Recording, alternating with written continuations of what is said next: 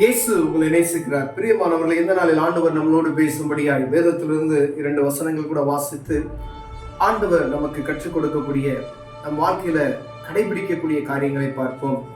அது யோவான் 13வது அதிகாரம் 34வது வசனம் 35வது வசனம் இப்படியாக சொல்லுகிறது: நீங்கள் ஒருவரில் ஒருவர் அன்பாயிருங்கள், நான் உங்களில் அன்பாய் இருந்தது போல நீங்களும் ஒருவரில் ஒருவர் அன்பாயிருங்கள் என்கிற புதிதான கட்டளையை உங்களுக்கு கொடுக்கிறேன்.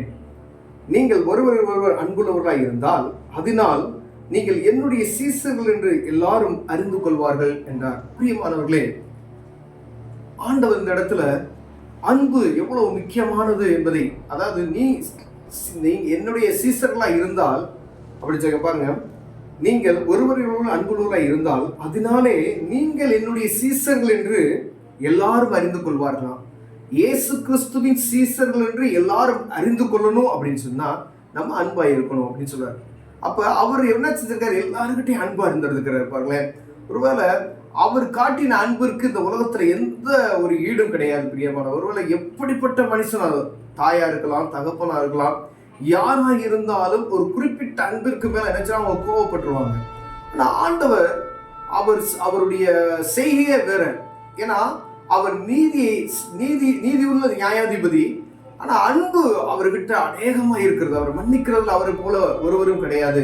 ஆனா அன்பு வெளிப்படுகிறது. அந்த மன்னிக்கிற சுபாவம் நமக்குள் இருக்குமேனால் அன்பு எப்பொழுதும் நமக்குள்ள இருக்கும். பிரியமானவர்களே, நம்ம கிட்ட இருக்கிற அன்பு ஆண்டவர் வெளிப்படுத்துறார். நீங்க என்னுடைய சீசர்கள் என்று நீங்க அறியணும்னா அப்ப நீங்க என்ன செய்யணும்? அன்பா இருக்கணும் அப்படின்னு சொல்றாரு. அப்ப கிறிஸ்துவின் சீசர்கள், ஊழியக்காரர்கள், விசுவாசிகள், இயேசுவை சொந்த இரட்சகராய் ஏற்றுக்கொண்ட நாம் பிறரிடம் எப்படி அன்பா இருக்கிறோம் என்பதை ஒவ்வொருவரும் பார்த்து கொண்டு இருக்கிறார்கள். ஒருவேளை இதை பார்த்து கொண்டிருக்கிற அன்பு சகோதரி, அன்பு எவ்வளவு முக்கியம் பாருங்க. அன்பு நீடிய பொறுமையுள்ளது, அன்புக்கு பொறாமை இல்லை, அன்புக்கு தன்னை புகழாது, இருமாப்பா இராது, அன்பு தன்னை பகைக்காது.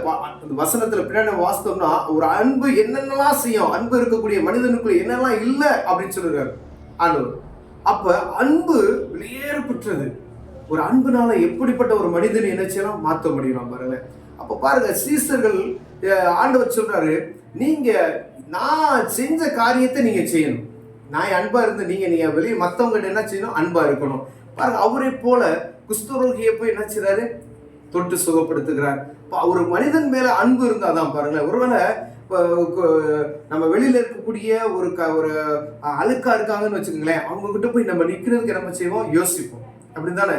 ஆனா ஆண்டவர் ஒரு குருடனை பார்த்து, அவர் வழியில ரொம்ப அழுக்கா இருக்கக்கூடிய ஒரு மனிதரை பார்த்து தொட்டு சுகப்படுத்துகிறார்.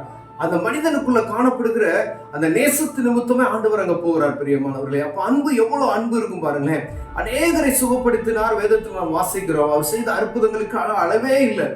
ஏன் அப்படின்னு சொன்னா, இந்த ஜனங்களை நேசித்தனபடினால், ஒவ்வொரு மேலும் அவர் வைத்திருந்த அன்பு, அவர் அன்புள்ளவர் என்பதற்கு உதாரணம் அநேக காரியங்களை சொல்லலாம். அவர் நமக்கு சொல்லுகிற காரியம் பாருங்களேன், நீ அன்புள்ளவர்களா இருங்க, நான் என்னுடைய சீசர்களா இருந்தா நீங்க என்ன செய்யணும்? அன்பா இருக்கணும். ஒரு பாருங்களேன், கடிந்து கொண்டே இருப்பாங்க. சிலர்களை எப்ப பார்த்தாலும் எரிஞ்சு விழுவாங்க. அதிகாரத்துல இருப்பாங்க, ஆனா எரிஞ்சு விழுவாங்க. அதே காரியத்தை பாருங்க, அவரை பார்த்ததுமே நம்ம என்ன செய்வோம்? முகம் சுளிப்பார்கள். ஆனா நீங்க ஆண்டவருடைய பிள்ளைகளையும் அப்படி இருப்பீங்க. நீங்க ஒரு பெரிய அந்தஸ்துல இருக்கலாம், இல்ல நீங்க போதகரா இருக்கலாம், இல்ல நீங்க ஒரு எஜமானன், ஒரு பெரிய ஒரு ஃபேக்டரிக்கு நீங்க ஒரு ஓனரா இருக்கலாம், நீங்க சின்ன கடைக்கு ஓனரா இருக்கலாம். அவங்க கிட்ட என்ன செய்யணும்?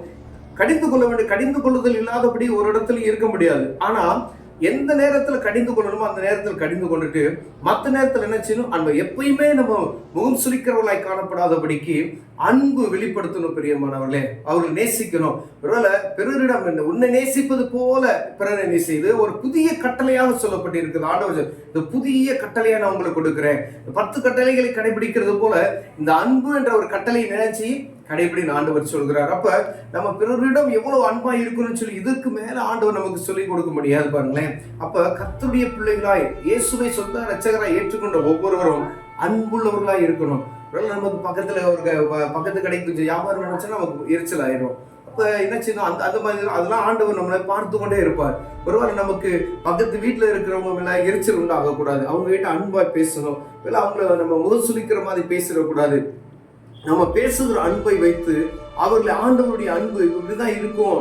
நம்முடைய பேச்சு, நம்முடைய நடத்தை, நம்முடைய செய்களை பார்த்து கர்த்தரை அறிகிற அவர்களுக்கு அந்த ஞானம் உண்டாகணும். நம்ம செய்களை பார்த்து இவர்கள் வழிபடுகிறவர் தெய்வம் எப்படிப்பட்டவர் என்பதை அவர்கள் புரிந்து கொள்ளணும். பிரியமானவர்களே, அப்ப ஆண்டவர் சொல்றாரு, நான் அன்பா இருந்தது போல நீங்க அன்பா இருங்க அப்படின்னு சொல்றாரு. அப்ப எவ்வளவு அன்பு எவ்வளவு முக்கியமானது பாத்துங்களேன். ஒவ்வொரு நாளும் இந்த அன்பு, ஒரு காலையில் எந்திரிச்சதுமே அந்த காலையில ஒரு ஃப்ரெஷ்னஸா இருக்கும் பொழுது அந்த அன்போடு தான் எந்திரிக்கணும். ஆண்டவரை மகிமைப்படுத்திக்கிட்டு அவருடைய பிரசன்னத்தில் நீங்க வெளியே வரும் பொழுது இந்த அன்பு வெளிப்படும். பிரியமானவரை, கண்களை மூடுவோம், ஜெபம் செய்வோம். அன்பின் தகப்பனே, ஆண்டவரே, நீர் இந்த உலகத்தில் இருக்கும் பொழுது எப்படி அன்பை வெளிப்படுத்தினீரோ அதே போல எங்களுக்கும் அந்த கிருபையை தாங்க நாங்கள் செபிக்கிறோம் ஐயா. அன்புள்ளவர்களாய் ஆண்டவரே, உம்முடைய சீசர்கள் என்று சொல்லத்தக்கதான அந்த அன்பு எங்களுக்குள் வெளிப்படணும் நான் செபிக்கிறோம். இயேசுவின் நாமத்தில் ஆமென்.